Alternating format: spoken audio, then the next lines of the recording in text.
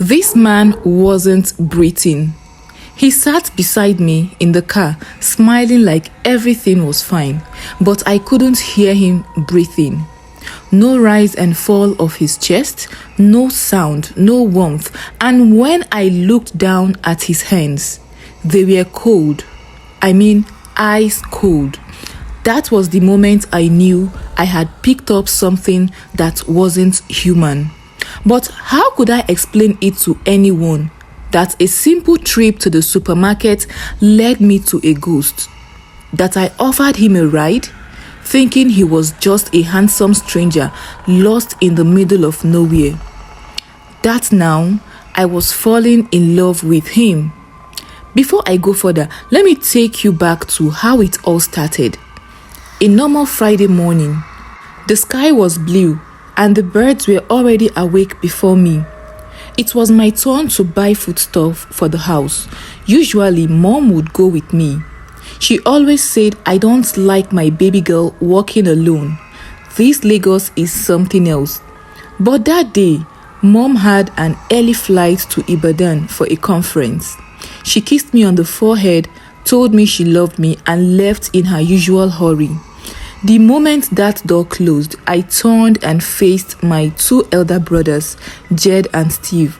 These ones were lounging like kings on the sofa, legs crossed, phones in their hands, doing absolutely nothing. They saw the look on my face and immediately gave me the look back. That warning look. I smiled sweetly. Since Mom is not around, at least one of you should follow me to the supermarket. Jed didn't even look up. At your age, you still need a bodyguard to buy pepper and onions?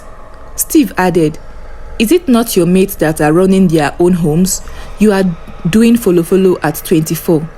Before I could argue, Mom shouted from the kitchen, Jed, Steve, follow your sister to the supermarket too. I don't want stories. And just like that, the drama began. Suddenly, both of them started clutching their stomachs. My tummy, oh, I am weak. It be like say I get malaria. I hissed loudly. Una dey craze. I picked up the nearest pillow and bam, smacked it on Jed's head, then ran for my life before he could grab me. They chased me around the sitting room, shouting threats, but I was already halfway out of the door, laughing. Mom came out, gave me a kiss on the cheek and waved goodbye. Take care of yourself, my baby girl. I love you. I love you too, Mom. If I had known that was the last peaceful moment I would have in a long time, I would have held her tighter. I entered my black Range Rover, plugged in my cord and started my music. I wasn't even angry anymore. I loved driving alone with my playlist on shuffle. It was like therapy. I was halfway through the usual route to the supermarket when I saw a crowd ahead. Traffic had built up like a wedding reception. Something felt off. I pulled to the side, stepped out of my car, and tried to see what was happening. It was an accident, a fatal one. A young man had died, people said. A bike had collided with a car, and the scene was gruesome. Policemen were everywhere. People were wailing, and the road was completely blocked. I swallowed hard. I didn't like seeing things like that. Death scared me. I quickly went back to my car and reversed. I only had one other option, the forest road. Nobody really liked using that road. It was long, lonely, with tall trees and thick bushes. No houses, no shops, just silence and the occasional monkey scream. Mom had warned me to never drive through it alone, but what could I do? The other road was blocked and I didn't want to turn back home empty-handed. I turned the steering wheel, said a quick prayer, and entered the bush route. The first few minutes were okay. I turned my music louder, bobbing my head to the beat to distract myself from the creepy silence. Then I saw him, a tall man in white, standing by the side of the road. He looked like someone straight out of a magazine cover. clean shirt, well-fitted trouser, a calm, confident look on his face, and he was smiling, waving at me. I slowed down, confused. What was someone like him doing in a place like this? At first, I drove past him, but something I still can't explain, made me reverse. "Hi," I said, pulling down my windows. His smile widened. "Hi, are you okay? Are you lost?" He nodded. I paused. Everything in me screamed, "Don't do it." But my heart was racing for another reason. "Do you need a ride?" He nodded again. Without thinking, I unlocked the door and told him to hop in. He slid into the passenger seat, closed the door gently, and looked at me. "Thank you so much," he said.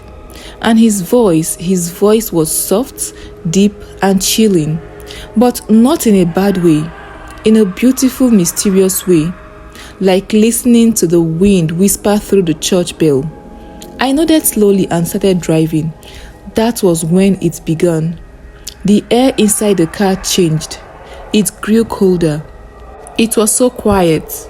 He wasn't speaking, he wasn't blinking, and the worst of all, he wasn't breathing. I tried to keep calm. My hands were shaking slightly on the wheel. "So, where are you headed?" I asked, forcing a smile. He turned to look at me again. "Home," he said. "Where is home?" I asked. He pointed straight ahead. "Okay." I kept driving.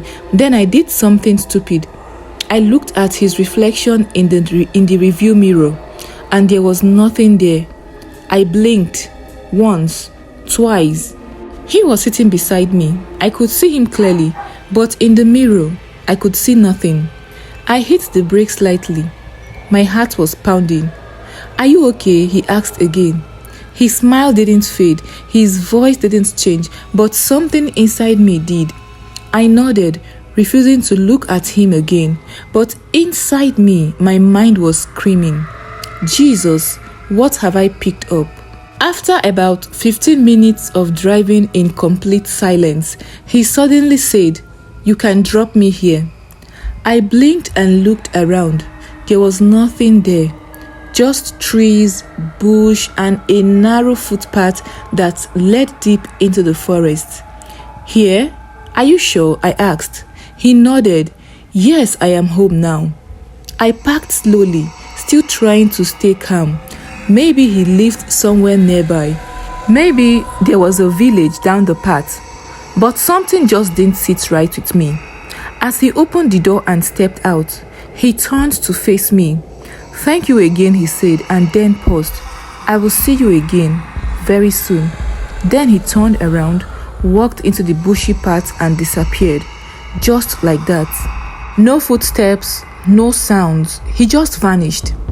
I sat frozen for a full minute, trying to process what had just happened. Who was he? Why did he say I would see you again? And almost of all, why did I want to see him again? That night, I couldn't sleep. I kept tossing and turning, his face appearing every time I closed my eyes. The smile, the cold air, the missing reflection in the mirror. By 2 a.m., I finally drifted off. And then I saw her, my grandmother, the one who died 2 years ago. She was sitting on the edge of my bed, dressed in her usual white lace blouse, holding her wooden rosary. "My daughter," she said softly. I sat up in the dream, confused. "Grandma!" She nodded. "You have welcomed a spirit into your life." I froze. "What?" "The one you gave a ride to. He's not from here. He died 5 years ago on the same road." My eyes widened. "No, but he has chosen you," my grandmother said. "Why me?" I asked. She stared at me for a long time, then said, "Because your soul can hear what others cannot. Your heart sees beyond what eyes can see." I swallowed. I didn't understand.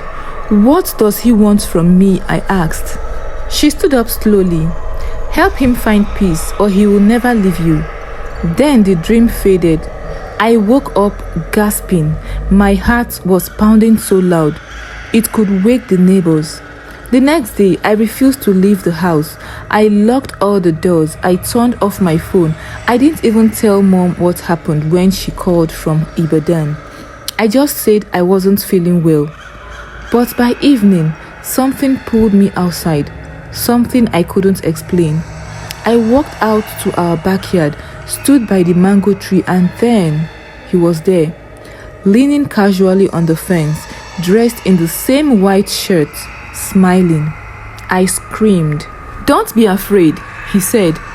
"Who? What? How did you get in here?" He took a step forward. "I told you I would see you again." I wanted to run. I wanted to shout, but for some reason I couldn't. My legs refused to move. My voice refused to rise. "Why me?" I whispered. He looked at me, his eyes suddenly filled with sorrow. "Because I've been waiting, and you opened the door." I stared at him, breathing heavily. "Are you a ghost?" He didn't answer, but the look on his face told me everything. He came to me again, night after night, sometimes in my dreams, sometimes in my room. Always silent, always calm, and little by little I stopped being afraid. I started waiting for him. His name was Kamsi. He told me he was on his way home from NYSC camp 5 years ago when a trailer lost control and hit his car on the same road. Nobody ever claimed his body. His parents were abroad. His phone was crushed. He was buried quietly by strangers, but his spirit never moved on. "Why haven't you left?" I asked him one night as we sat on my bed. He looked down, then said quietly, "I was waiting for someone to see me, to talk to me, to feel me." He looked into my eyes. "And then you came." I didn't know what to say. My chest felt heavy. My heart ached for him. I knew it was wrong. I knew it was impossible, but I couldn't help it. I started falling in love with a ghost. Every moment we spent together felt like magic, like something out of a movie. He would hold my hand and I would feel warm, even though he was cold. He told me things no man had ever told me. He listened. He laughed. He watched me sleep. He protected me from nightmares. But one thing haunted me. He wasn't alive, and every time I remembered that, I felt like crying. One day, he came to me looking sad. "What is wrong?" I asked. He didn't answer immediately. Then he said, "I have to leave." I stood up quietly. "Why?" "Because you're alive and I am not," he said. "The longer I stay near you, the more danger you are in." I shook my head. "No, you can't leave me. You are beginning to fade," he said quietly. "What?" "Your soul is splitting, trying to meet me halfway. If I stay, I will take you with me." I stared at him, horrified. "So you are saying I will die?" He looked away. "Yes, but not immediately. Slowly." I broke down in tears.